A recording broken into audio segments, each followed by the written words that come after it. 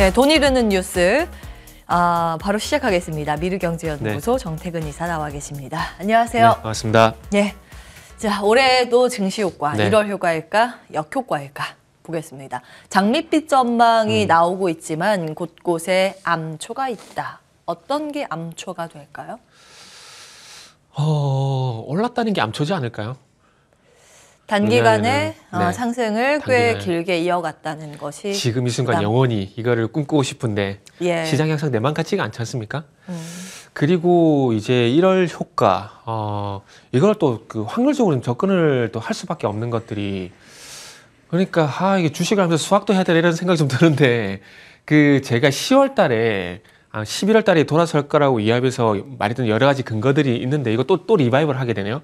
있는데 그때 당시에 기억이 나실지 모르겠는데 여러 가지 근거 중 하나 제시한 것들이 1950년 이후에 1950년 맞죠? 1950년 이후에 미국 증시가 11월 달은 다 올랐다는 얘기를 했었어요. 근데 그 얘기를 하게 되면서 이게 다 맞는 것은 아니지만 그래도 확률적으로 접근해야 된다는 말씀을 드렸었거든요. 네. 근데 이 얘기를 또 왜 하고 있냐면은 1월 달도 그렇게 좀 봐야 될 것 같아요. 그 많이 볼 것도 없고요. 최근 한 5년, 6년 이렇게 보게 되면은 11월 달, 12월 달이 안 좋았으면은 1월 효과를 기대하게 되면서 1월 달이 올라갔던 경험치가 있어요. 그런데 반대로 11월 달, 12월 달이 좋게 이제 전개가 되게 되면은 1월 달이 상대적으로 안 좋았던 경우가 있거든요. 빠졌던 경우도 있고 추가 상승이 제한됐던 경우도 있고요. 그래서 개인적으로 이제 그런 말씀을 제가 3주 전인가 말씀드리고 난 이후에 2주 전인가 3주 전인가 제가 말씀드린 걸로 기억을 하고 있는데 그 말씀 드리고 난 이후에 저도 5년 동안 차트를 한번 쭉 둘러봤어요. 그러다 보니까 가장 요 상황과 유사하겠다고 이제 봐지는 그 흐름이 언제였냐면은 2020년에서 2021년도 넘어가는 구간, 2020년에서 2021년도로 넘어갈 때 11월, 12월 증시가 괜찮았었거든요. 그런데 2021년 1월 달로 넘어가가지고 1월 11일 날 정점을 찍고 옆으로 횡보하는 흐름이 나왔더라고요. 그래서 아마 그때와 좀 유사한 흐름이 저는 개인적으로 나오지 않을까라고 생각을 하고 있고 그러다 보니까 1월 달 증시를 좋게 안 보고 있고 그리고 아침 방송 다른 방송 가서도 지금 시장을 즐기시되 현금 확보를 하시는 게 좀 좋겠다는 말씀을 드렸거든요. 근데 이렇게 말씀드리는 것들이 결국 과거가 항상 미래로 가는 건 아니지만은 미래를 예측하기 위해서는 과거를 볼 수밖에 없다라는 것들이죠. 그렇기 때문에 전문가 의견도 좀 참고하는 것도 상당히 좋겠고 증거사 리포트를 보시는 거 좋겠지만은 더 정확한 건 과거에 어떤 흐름이 나왔는지를 보시는 게 좀 중요하다고 좀 봐지고 있고요. 그리고 작년 같은 경우는 이제 1월 달에 올랐었지 않습니까? 근데 이 작년 같은 경우는 언제를 보시면 되냐면은 2018년에서 2019년 넘어가는 구간을 보시면 된다고 말씀드렸고 지금은 이제 2020년에서 2021년도로 넘어가는 구간가 상당히 좀 유사하게 전개가 될 것 같아서 2020년에서 2021년으로 넘어가는 그 구간을 좀 참고하시면서 시장을 좀 보시면 좋을 것 같아요. 그러면서 또 봐야 될 부분이 뭐냐면은 제가 시장 말씀드리면서 한 번씩 말씀을 드리는데 종목별 등락 현황.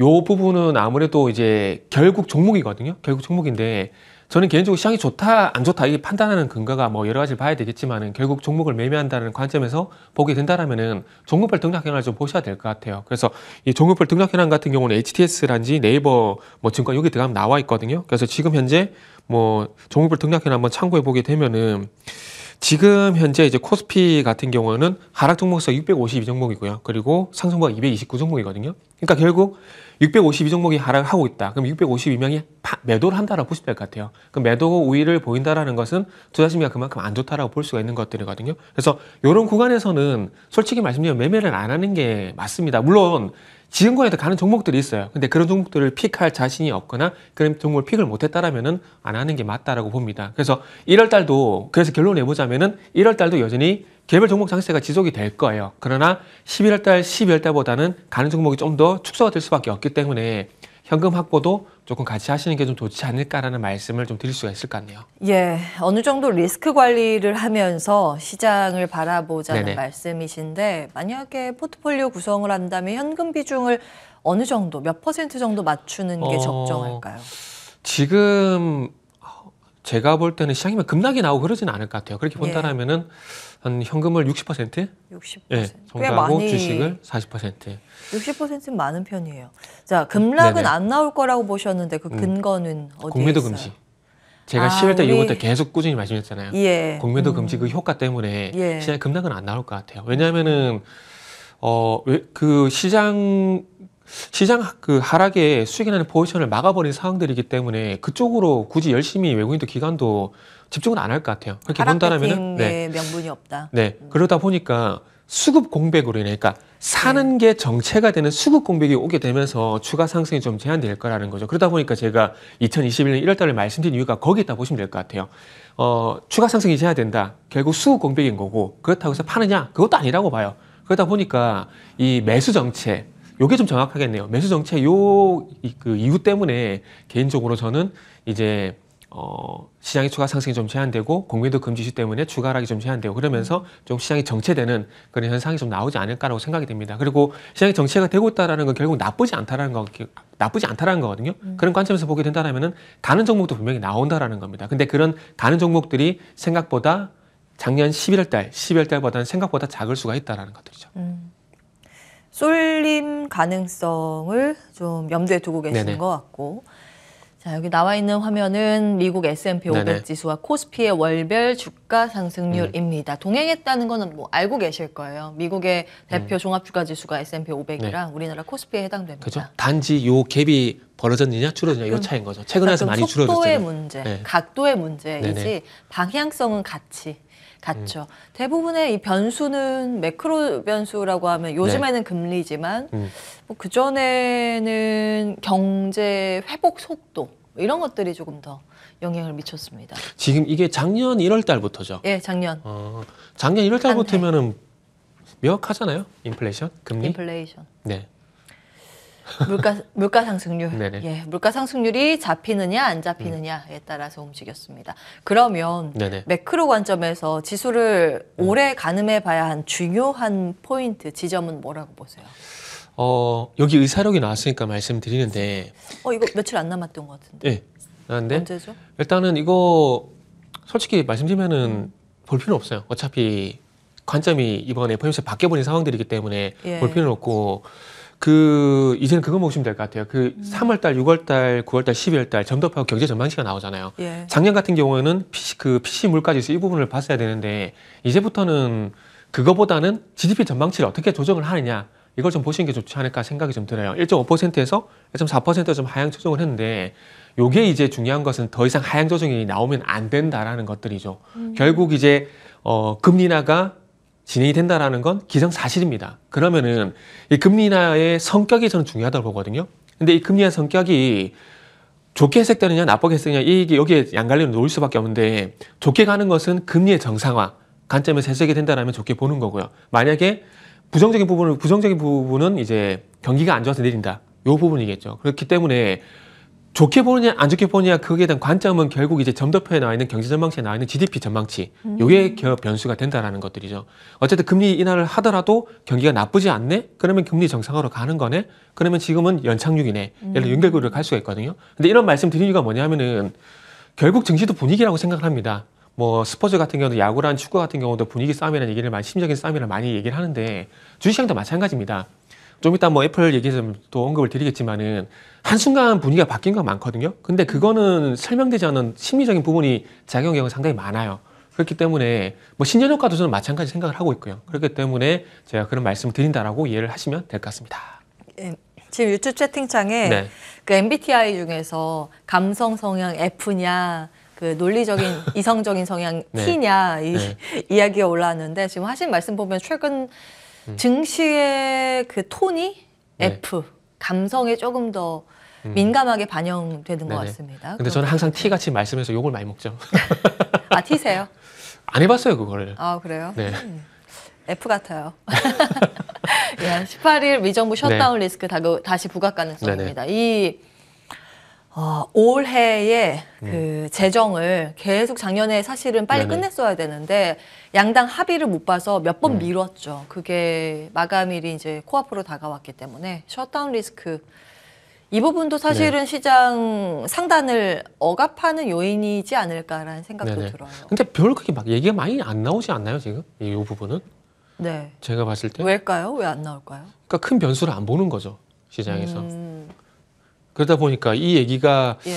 아시겠지만 항상 연말 쪽에서 변수를 많이 작용이 됐었던 경험치가 있는데 예. 지금 이렇게 많이 부각이 안 된다라는 건 시장에게 변수로 생각하지 않는다라는 거죠. 다른 쪽을 보는 건지 아니면 무시를 하는 건지. 이 다음 주까지 만약에 합의 계속 안 나오면은 부각되지 않을까요? 근데 계속 딜레이 하다가 합의하고 딜레이 하다 합의하고 이렇게 되게 많잖아요. 합의는 하겠죠. 예. 이게 할 수밖에 없는 부분이거든요. 그런데 이런 것들 네네. 이게 외부 변수기 때문에 합의가 된다는 가정하에 이 리스크가 부각됐을 때 시장이 네네. 밀린다면 그건 매수의 기회로 볼 수 있을까요? 매수의 기회가 되겠지만은 좀 시간을 좀 두고 보시는 게 좋을 것 같아요. 그러니까 만약에 제 예상대로 1월 달 증시가 좀 정체에 들어가게 되면서 좀 딜레이가 되게 된다라면은 지수만 놓고 본다라면은 예. 그러니까 종목적인 접근이 아니라 지수적인 접근을 보게 된다라면 2월 달까지 그 영향이 좀 갈 수가 있거든요. 이렇게 본다라면 3월 달 가서 제가 봤을 때는 한번 타이밍을 잡아보는 게 전 좋다라고 봐요. 이제 연말 강세장 후에는 통계적으로 1월 효과가 네네. 없었다 이런 이야기가 증권가에서 나옵니다. 통계적으로 그렇죠. 네, 확률적으로. 네. 그런데 올해의 변수, 그러니까 바뀐 점이 아까 네. 말씀 주신 공매도 네네. 금지라든지 지금 상법 개정 이야기가 네, 어제 그 얘기 나왔잖아요. 나오더라고요. 그래서 또 한 가지의 변수가 지금 현 정부의 증시 부양 의지이지 네네. 않을까 싶습니다. 그래서 뭐 금융투자소득세법 폐지 이런 얘기도 나오고 예. 있던데 그게 원래 공약이었죠. 그러니까 그런 것들이 그러니까 증시 계속 받친다라는 거죠. 그러니까 공매도 금지, 금융투자소득세 폐지 이런 것들로 인해 가지고 어쨌든 주식적으로 자금이 들어갈 수가 있는데 그 자금들이 어디로 들어갈 것이냐 요게 관건이거든요. 그러면 공매도 금지가 된 상황에서 외국인 전에도 말씀드렸지만 외국인 기관이 굳이 지수를 올릴 필요가 있을까요? 그러니까 이 얘기를 왜 말씀드리냐면은 예. 지수를 올리면서 종목을 같이 이렇게 끌고 갈 것이냐. 요게 1번이고 2번이 네. 뭐냐면은 종목들이 전반적으로 강세를 보이게 되면서 지수가 딸려 올라가냐. 요게 순서만 바뀐 거거든요. 근데 공매도 금지를 했다. 그러면은 굳이 제가 봤을 때 외국인 기관 입장이라면은 지수 신경 안 쓸 것 같아요. 왜냐하면 공매도 금지다 어차피 파는 건 안 되고 그러면은 종목만 잘 선택해서 픽을 해서 수익률만 잘 내게 되면은 어쨌든 뭐 괜찮은 성과잖아요. 그래서 그러다 보니까 네. 모건스탠리 같은 경우도 뭐 최근에 요것도 오래된 기사긴 한데 모건스탠리 같은 경우도 뭐 제주 반도체 텔레칩 사가지고 샀다는 공시했었잖아요. 맞아요. 왜 그럴까요? 그러니까 답은 방금 맞으셨죠. 지수에 그렇게 신경 쓸 필요가 없다라는 예. 겁니다. 그러다 보니까 소부장처로 가는 거죠. 사실은 아이비 같은 경우 이제 외국계 미국 자금이 특히 그런데 굉장히 큰 종목 선호하잖아요. 그죠. 사실은 지금 IDM 업체, 뭐 삼성전자도 많이 베팅을 하지만 과거 같으면은 삼성전자의 베팅 비중이 훨씬 더 많을 텐데 최근에 좀 바뀐 트렌드라고 하면 골드만삭스조차도 제주 반도체처럼 네네. 중소형 단도 본다라는 것 그러니까요. 눈에 띕니다. 그렇다고 삼성전자도 안 산 건 아니에요. 안 산 많이 건 샀어요. 네, 많이 샀는데 그러니까 트레이딩 관점에서 봤을 때 수익률 소부장이 더 좋다는 거죠. 늘 그렇죠. 네. 이제 시가총액이 작을수록 네네. 조금만 수급이 유입돼도 크게 올라가니까. 그래서 아마 이제 포지션상 인덱스 베팅을 삼성전자를 깔고 네. 다른 종목으로 트레이딩을 한 건 아닌가. 그렇죠. 그러니까 그 말씀하신 게 정도의 정확한 지적인 것이, 그러니까 삼성전자 지수를 잡아놓고 예. 소부장 쪽으로 가서 이제 종목들을 이제 땡겨 올리게 되는 거죠. 그러다 보니까 반도체 좋은 이슈가 있는데 이게 원래라면 하이닉스 삼성전자 가야 될 몫인데 이게 그쪽으로 하는 게 아니라 소부장이 쭉 가버리는 거죠. 예. 어제 같은 경우 결국에 소재단 같은 경우도 상당히 많이 움직였지 않습니까? 예를 들면 동시세미캐메라인지 하나 머티리얼즈인지 이게 결국 HBM, 온 디바이스, AI 뭐 이쪽으로 갔다가 결국에는 또 이제 소부장 메모리 전체적으로 가가지고 이제 소재 쪽으로 가게 되는 거거든요. 그러니까 결국 이제 반도체 이제 소부장 내에서 이렇게 순환매가 돈다라고 보는 게 일단 맞는 것 같아요. 근데 그쪽이 유독 물론 트레이딩 관점에서 수익이 더 잘 나는 건 맞지만 지금의 어떤 증시 환경이 그쪽으로 하는 게 좀 더 유리하기 때문에 그쪽으로 이제 매기가 더 세게 간다라는 것들이죠. 삼성전자를 안 산다는 것들이야. 삼성전자 같은 경우는 어찌 보면 제 관점에서는 지수를 이제 시장을 잡아두는 역할을 하게 되고 그리고 이런 분위기에서 이제 어떤 씨앗을 심을 건가. 그러니까 삼성전자는 그 삼전을 가지고 토양을 이렇게 기름지게 놓고 그게 어떤 씨앗을 뿌려가지고 어떻게 수확을 낼 건가. 뭐 이런 고민을 한다라고 보는 게 맞겠죠. 어떻게 고민하세요? 어떤 걸로 수확을 내고 싶으세요? 반도체는 여전히 고입니까? 네, 여전히 봅니다. 어떤 종목이 가장 좋을까요? 최근에 와서 이제 관심이 생긴 종목이, 그러니까 그 예전에 예민수 박사님하고도 얘기를 할 때 제가 말씀드렸는데 낸드 쪽을 보자는 걸 말씀드렸었거든요. 낸드. 네, 예. 낸드 쪽을 보다 보니까 네페스 그리고 아직 도로는 마이크로 투나노 이쪽 좀 보고 있어요. 그리고 동시세미캠도 마찬가지고요. 마찬가지로 최근 와서 동시세미캠도 관심을 좀 가지게 됐는데, 그러니까 네페스가 그러니까 그 결국 온 디바이스 AI의 핵심이 뭐가 될 거냐, 수혜가 될 거냐 저번에 한번 제가 고민한다고 말씀드렸잖아요. 해보니까 결국 이 스마트폰에 온 디바이스 AI가 장착이 되게 되면은 여기서 이제 AI에 관련돼가 대용량의 어떤 연산이 진행이 될 건데 대용량의 어떤 연산이 진행되면서 데이터가 발생될 건데 그걸 어디에 저장할 거냐. 이게 네. 첫 번째 관건이고 그리고 대용량의 연산을 하게 되면서 전력 소모가 많아지게 될 건데 그러면 이 전력 소모가 많아지게 된다는 건 결국 전력 관리가 필요하다는 얘기거든요. 그러면 그렇게 본다라면은 고용량의 대용량의 낸드가 대용량의 저장 장치에 필요하게 된다. 그러면은 낸드 쪽 볼 수밖에 없는 것들이고 전력 관리, PMIC 이쪽에 관심이 생길 수밖에 없거든요. 예. 이렇게 본다라면은 네페스 같은 경우는 PMIC 관련돼 가지고 봐야 될 종목이지 않나라는 생각이 들고 그리고 마이크로 투나노 같은 경우는 그 프로브 카드 그러니까 전체 매치에서 그 낸드 쪽 프로브 카드 매치 83%인데 요쪽에 지금은 수치가 정확한지 모르겠어요. 요쪽에 또 100% 하이스 쪽으로 들어가게 되거든요. 그러다 보니까 낸드 쪽 관련돼 가지고 낸드 쪽 관련돼 가지고 이제 마이크로 투나노 보시는 것도 좋을 것 같고 그리고 PMIC 전력 관리 쪽 보게 되면은 네페스를 봐야 될 이유가 좀 명분이 생기는 거고요. 그리고 뭐 동기세미캔은 관광액 관련돼 가지고 이제 EV용 EUV PR용 포토리스트 이런 부분을 공급하고 있는데 낸드 쪽도 이제 마찬가지 공급을 하고 있더라고요. 그렇게 본다라면 아마 그렇게 본다라면은 이제 낸드 쪽 같은 경우 이렇게 방금 말씀하신 세 종목 또 아마 앞으로 또 제가 많이 말씀드릴 거예요. 그래서 지금 같은 경우는 이제 마이크로 투나노 그리고 동지세미캠 그리고 네페스 이렇게 최근에 와서 좀 눈에 띈다 이렇게 말씀드릴 수 있을 것 같네요. 예.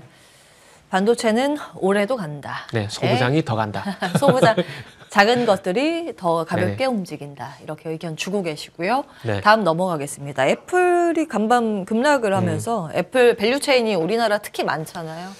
LG 그쵸? 이노텍을 중심으로 하락세를 보이고 있습니다. 애플에 대해서 비중 축소 의견, 네. 투자 의견 강등 조치가 나와서 그 영향을 받았는데 어떤 의견이세요? 그 목표 주가는 또 1달러밖에 조정을 안 했더라고요. 저는 아이러니한 생각이 드는데 근데 이거 하필 왜 지금 시기에 이런 리포트를 냈냐 그게 저는 상당히 궁금해요.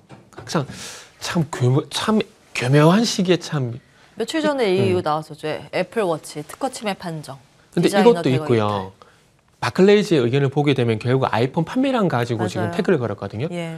근데 그 아시겠지만 중국적 규제가 들어간 게 이번 달부터 들어간 게 아닙니다. 작년부터 얘기가 계속 나왔어요. 그러면 그때 리포트를 안 내고 왜 하필 지금 리포트를 냈을까? 그러니까 시기적으로 상당히 교묘하다라는 거죠. 근데 이런 것들이 결국 뭐가 되냐면은 시장 조정의 빌미가 되는 경우가 상당히 많다라는 겁니다. 애플이 이제 목표 주가 하향 조정했다는 건 중요하지만 이런 이슈들을 내 가지고 시장의 어떤 조정의 빌미가 된다라는 게 상당히 저는 걱정이 되는 부분들이고 그러다 보니까 오늘 시장이 또 하락을 하고 있잖아요. 예. 그래서 오늘 기점에서 상당히 시장 방향성이 좀 중요할 것 같아요. 그러다 보니까 코스피도 그렇고 코스닥도 그렇고 이 5일선을 과연 유지를 시키느냐 못 시키느냐 아마 이런 것도 중요하지 않을까 생각이 들고 그 방송 초반에 말씀드린 요거와 동반해서 종목별 등락해나 계속해서 하락 종목수 우위 현상이 지속이 될 것인가 이렇게 된다라면은 조금 전에 말씀드렸듯이 현금 확보를 아무래도 하는 게 좋지 않을까 예. 이런 생각이 드는 거죠. 애플에 대한 의미를 좀 풀이를 해주셨습니다. 네네. 미국에서 애플은 시가총액 1위 기업입니다. 우리나라로 치면 삼성전자에 해당이 되는데 그죠. 그만큼 지수 기여도도 높고 지수 대표 주자라는 인식도 있습니다. 작년 한 해 동안 보면 나스닥 지수가 40% 이상 급등을 했는데 네네. 그에 따라서 속도 조절 가능성을 염두에 둔 비중 축소 의견일 수도 있다.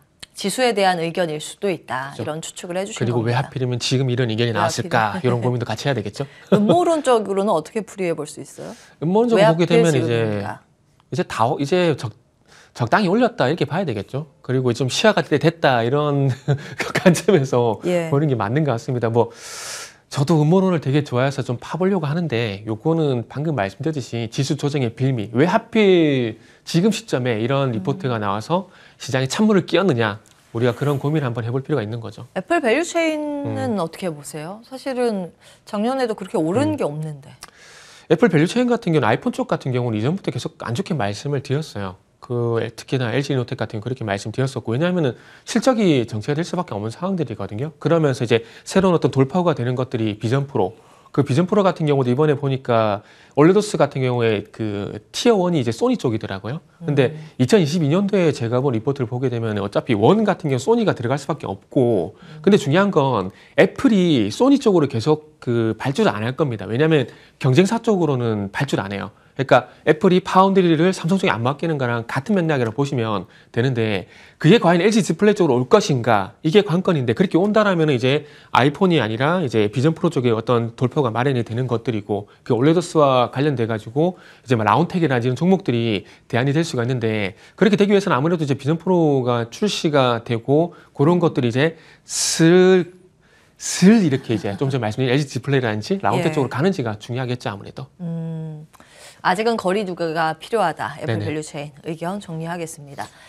그 한 가지 더요. 네. 그 IT로 조금 확장해서 보면 결국에는 다음 주에 열리게 될 CES 네, 가전박람회. 2024. 네. 예, 거기에서 최대 화두는 AI, AI. 인공지능이라는 데 이견이 없습니다. 그리고 볼만한 투자 포인트로는 반도체하고 자율주행이 꼽히는데 반도체는 의견 주셨기 때문에 자율주행 코멘트만 듣고 마무리합니다.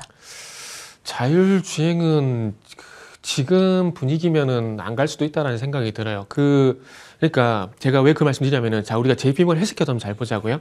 작년 11월달, 12월달만 놓고 보다도 바이오 분위기가 상당히 괜찮았었거든요. 그 분위기 위에서 JP모건 헬스케어라는 그 호재가 위에 올라탄 거였습니다. 그렇다면은 이 상황을 이제 CS2024로 와보게 되면은 지금 전반적으로 시장 분위기가 좋아지게 되고 반도체 포함해서 이 자동차 분위기가 좋다라는 그런 기반 위에 이 CS2024의 어떤 이슈가 있을 것인가 이게 올라타야 되거든요. 근데 만약에 제 예상대로 시장이 안 좋게 된다라면 물론 부각된 종목도 분명히 있을 거예요. 자율주행 쪽에 있을 건데 그 후보군으로 보는 게 저 개인적으로는 이제 갑자기 생각이 안 나냐?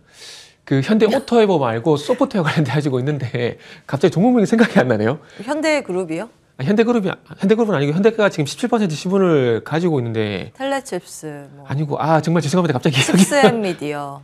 아니요 소프트웨어죠. 아니에요, 그래요. 소프트웨어? 소프트웨어 플랫폼 기업인데 예. 그 소프트웨어 검증 플랫폼 기업이거든요. 근데 예. 갑자기 기억이 안 날까요? 예. 그 기업을 좋게 보고 있는데 뭐 어쨌든 뭐 그런 기업들 중에서 반짝반짝하게 부각은 되겠지만 만약 시장이 좋지 않게 된다라면은 말 그대로 반짝반짝하게 끝이 나지 않을까 생각이 좀 듭니다. 그렇기 때문에 종목 선정을 하더라도 좀 짧게 보셔야 될 필요가 있지 않을까라는 의견을 좀 드리도록 할게요. 예. 자, 오늘은 여기까지 의견 듣도록 하겠습니다. 미르경제연구소 정태근 이사와 함께했습니다. 말씀 고맙습니다.